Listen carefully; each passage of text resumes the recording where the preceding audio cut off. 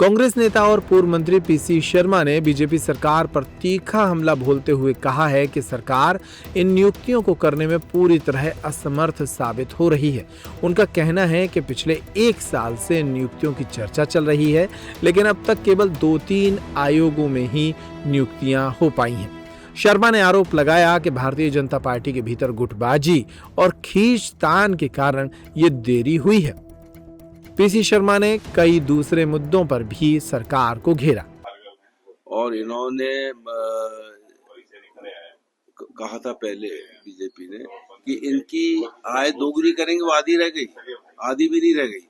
और दूसरा इन्होंने ये कहा था कि हम 2700 रुपए में चुनाव में कहा था कि हम गेहूं खरीदेंगे, एमएसपी रहेगा, लेकिन 16 मार्च से लेके आज हो गई 25 अप्रैल, इन्होंने गेहूं खरीदा नहीं।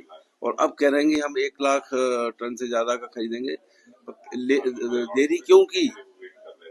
अब हमारा ये कहना है कि जो लोगों ने बेच दिया सस्ते में, उनका भावांतर दीजिए, उनको पैसा दीजिए। और दूसरा, जो डिफॉल्टर घोषित किया है वो डिफॉल्टर खत्म करके उन पे जो ब्याज लगा है वो खत्म करें। और अगर ये सब नहीं किया तो 1 हफ्ते के अंदर, जैसा जीतू पटवारी जी का है, पूरे हाईवे जाम करेंगे और ये बताएंगे कि नरेंद्र मोदी गारंटी फेल हो चुकी है। रुक के हो रही है। देखिए, निगम मंडल की मैं तो पहले दिन से कह रहा हूँ कि नहीं कर पाएंगे। अभी 2-3 आयोग की हैं केवल इनने, और बाकी निगम मंडलों की बात पिछले साल भर से हो रही है। नए अध्यक्ष भारतीय जनता पार्टी क्या है, उन्होंने कहा कि ये तुरंत होंगे, लेकिन जो इनका खींचतान चल रही है भारतीय जनता पार्टी में, और बचे हुए जो कांग्रेस से गए बहुत से लोग, वो बराबरी का हिस्सा मांग रहे हैं, वो हिस्सा उनको मिल नहीं रहा है।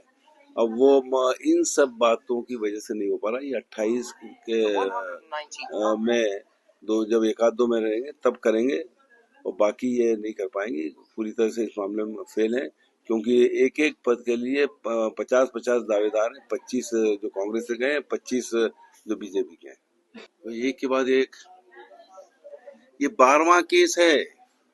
11 मंत्रियों के भाई भतीजे ने इस तरह से अधिकारियों को, कर्मचारियों को, महिला कर्मचारियों को इन्होंने गालियां दी, मारपीट की है और माफी मांगी।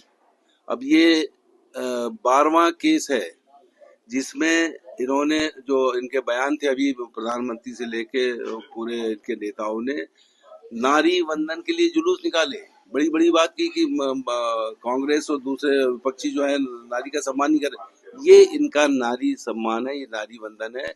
मैं तो सीधे आईएएस आईपीएस अधिकारियों से कहना चाहता हूँ, सीधा एक्शन लीजिए। ये माफी से काम नहीं चलेगा, नहीं तो कोई यूपीएससी में बैठेगा नहीं और आईएएस और आईपीएस की लाइन में कोई जाएगा नहीं। इस तरह से अपमान कौन सहेगा? ये सरासर इनका अपमान है, जो मैं समझता हूँ कि मध्य प्रदेश की जनता सहन नहीं करेगी।